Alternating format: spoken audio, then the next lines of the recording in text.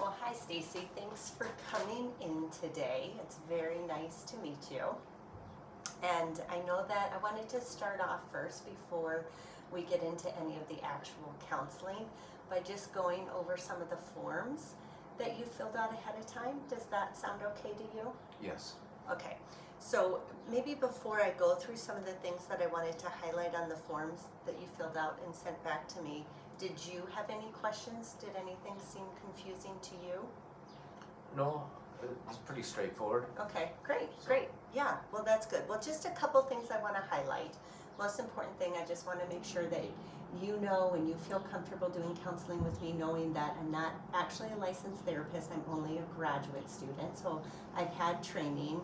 And then also, along with that, we'll videotape this session, but it will only be seen by my professor and my classmates for educational purposes. Are you comfortable with that? Does that sound okay to you?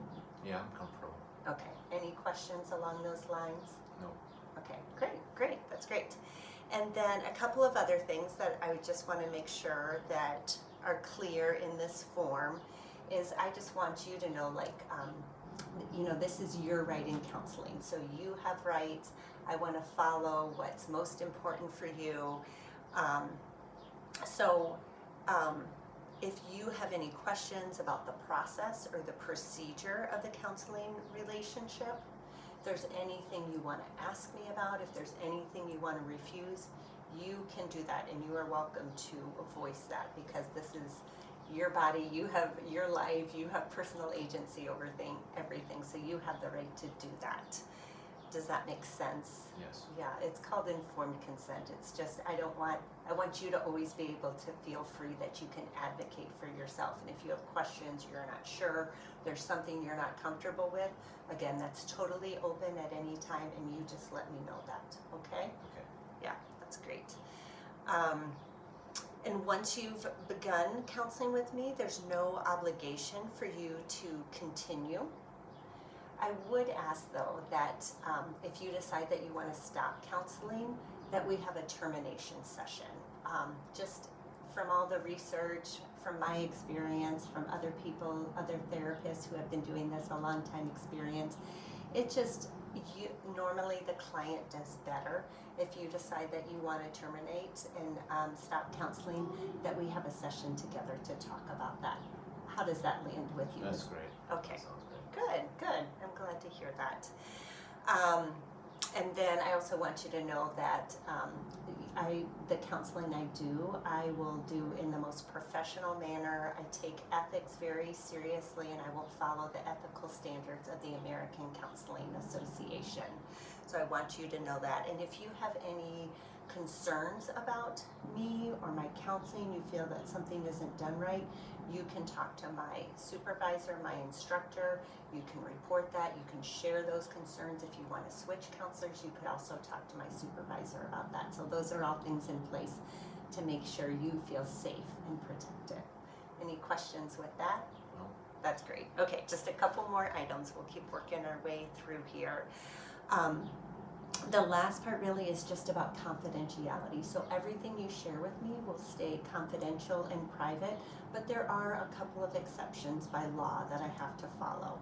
So for example, if you were in danger or if someone else was in danger, I would have to break privacy. If you report any child or vulnerable adult, like an elder abuse, I would need to report that for the safety of others as well. If for some reason our records were subpoenaed by a court, by law, I would have to share some of that information, not all of it, but some of it. If you ever told me that you had sexual contact with a mental health provider previously, then I would have to report that by law. If information is requested by your insurance or HMO or any financial provider, then I have to let them know some of that information.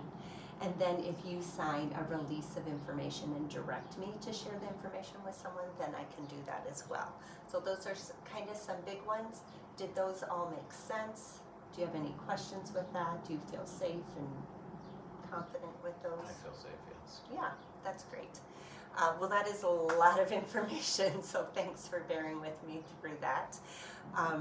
If you don't have any other questions about the informed consent and the confidentiality, then we can move into counseling. I think I'm good. Okay, perfect, yeah. All right, well, I know you filled out this assessment and history information so before you came in, so thank you for taking the time to do that and to send those back to me and share that with me. But before I get into those, I would just like to hear from you first, just what brought you in today? Yeah, I just was looking for some help processing through thoughts that I have of my own, and just how to walk through them properly with the right perspective.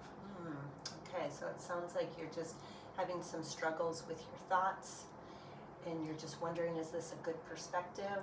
And so you wanted to come in and just have somebody, maybe a professional counselor, give you information, advice, counsel, based on some of the thoughts that you're having. Sure, Is that right? yes. Yeah.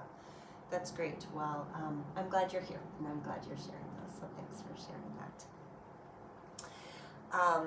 I see also on your form that you said that you wanted some relief from suffering and that you wanted to change. You mentioned your thoughts.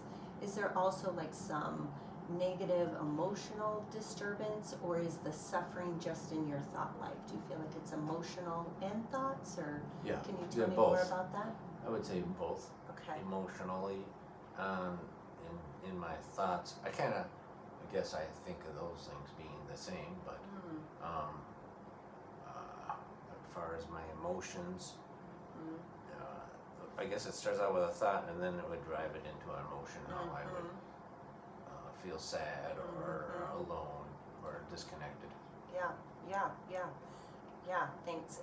Yes, I appreciate you sharing that and just your self-awareness and all of that. So it seems like maybe it starts with a thought and then some type of negative feeling happens, whether it's aloneness or sadness.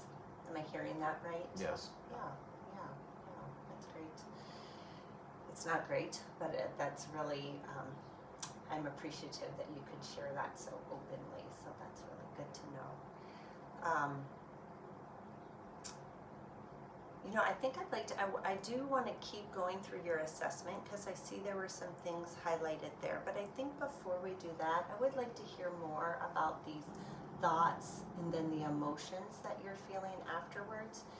Are they tied to specific situations? Yeah, can you tell me more about them? Well, yeah, the thoughts probably would stem from a negative situation. Would be like a positive, joyful situation. So, so negative things that maybe at work or just around other people in my realm of friendships, those kind of things. Yeah, so it seems to be that when you're around other people, whether it's at work or friendships, sometimes these negative thoughts happen and then negative emotions attached with it. Yes. Yeah, and so you said it's normally a negative situation. Can you tell me more about that? Just like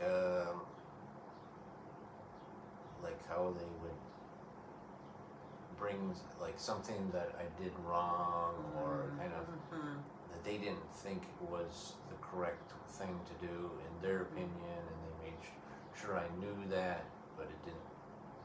Obviously, when you hear negative criticism, it's not very enjoyable. Yeah, absolutely. Yeah. So when you get negative feedback, when you get criticism, when somebody tells you you did something wrong, it really impacts you. It impacts your thoughts and it impacts how you feel. Sure, yes. Yeah.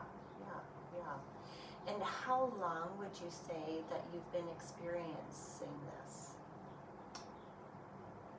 Well, I don't know. I would have to. I'd have probably quite a long time.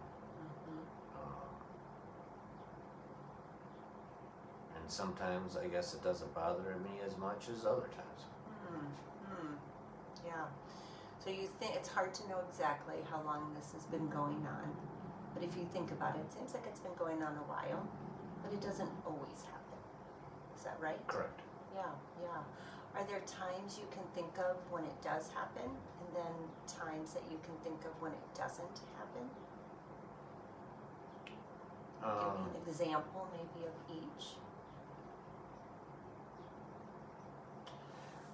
Well, like when you're asking what when it does happen, like the time of like where I am or who I'm with, or Yeah, anything that you think kind of feels connected to it.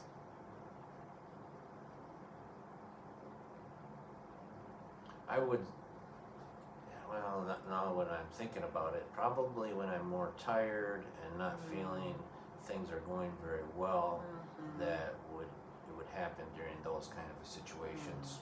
And I'm not saying my dog got ran over, but on a day that something like that happened, Yeah. then it would probably be it would easier occur. Yeah, yeah, that's really good insight too. So it sounds like what I hear you saying is maybe it's the times, the situations when it's hard, when you reflect back. It's not actually the content that makes it happen or something in that situation, but maybe something internally, like you're tired, you're hungry, you're stressed out from another situation, maybe something else sad happened to you. Is that right? Yes. Yeah, that's really good perception as well. I'm glad you shared that. Yeah. Well, why don't we, since you mentioned about that what feels tied to the situation might actually be some internal things of what you're dealing with, why don't we just look a little bit at this assessment that you filled out? I noticed a couple of things as you filled it out. Of course, some things you don't experience at all, but there were a handful of things that were higher on the list where you experience them often. So it sounds like disorganized thoughts, that's something that you experience often.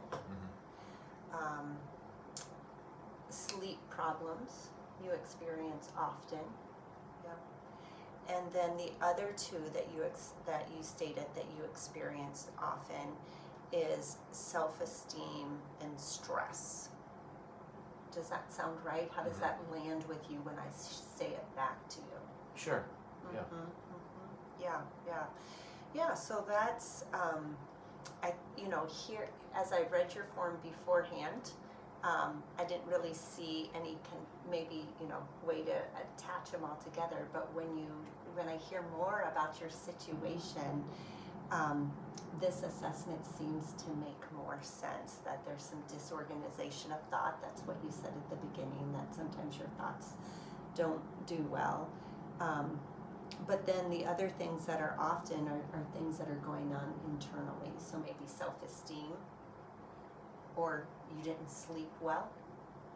And then the other one could be stress, like you gave the example of. Not literally, but my dog got ran over. Like your mind is stressed because it's on something else that was sad. Do those feel connected to you? How do they sound to you? I would say, yeah, that makes sense. Yeah. Is there any, can you tell me any more about these, about the sleep problem especially, I'm wondering, or self-esteem or stress? Can you tell me any more about that? Well, I don't know, it's really strange. Like sometimes I will be sleeping and then I have a dream that I'm at work and I'm not able to accomplish things. So it's as if I'm at work in my sleep, and it's very hard to continue to sleep or to have restful sleep. Yeah, so I think what I hear you saying is that the real life situation of sometimes people at your work tell you you're not doing things right, or you can't get things done. You're actually dreaming about it, and then that's disturbing your sleep. Am I saying that right? Well, but when you say it, I do have a lot of positives at work. Okay. So Yeah. it's just, I don't know maybe it doesn't come in from work, maybe it just attaches to my work, and maybe that's what's going on. Because I guess I worry about what people think of my work, but not necessarily they actually tell me things, but maybe I think they're thinking that way or something like that. Yeah, yeah. So it sounds like you're saying you don't think the problem is really from work or what you're able to do at work. It's either coming from other places and you're bringing it into work, or again, that internal worry that you're not doing something right. Sure.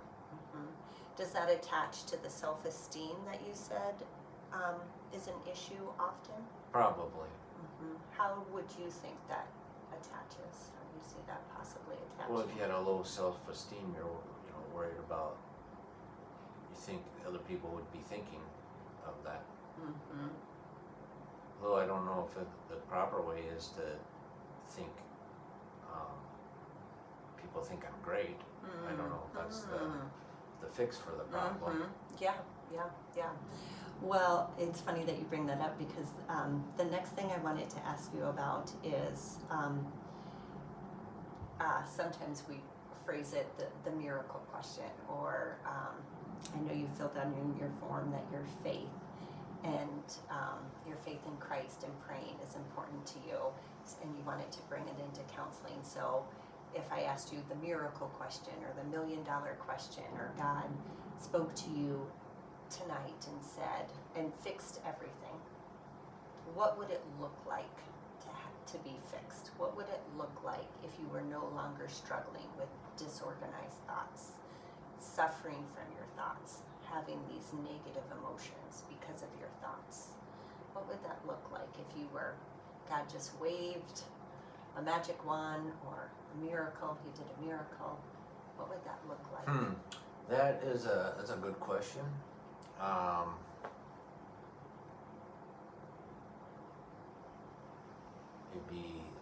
would assume that it'd be peace and joy and happiness. Yeah. Those sound like really good things. Yeah. I like that you can name it. That's really great. So, if all your problems were fixed, you would have peace and joy and happiness. Is that right? Sure. Yeah. Well, I think as we're going to bring our counseling to a close now. These first sessions are for intake and for me to just really hear what's going on. But I just want to encourage you that I really do think that as we get into more counseling sessions and you can share more with me and we talk about some techniques, I feel confident, Stacy, that you're going to be able to have more of that peace and joy and happiness and be able to overcome the thought disorganization and the worry, the low self-esteem, and the stress. So, before we do close, though, any questions or concerns or anything you want to share before we close out? No, I think that was good, and looking forward to speaking more with you. All right, sounds good. I look forward to it too. See you next time. Thanks.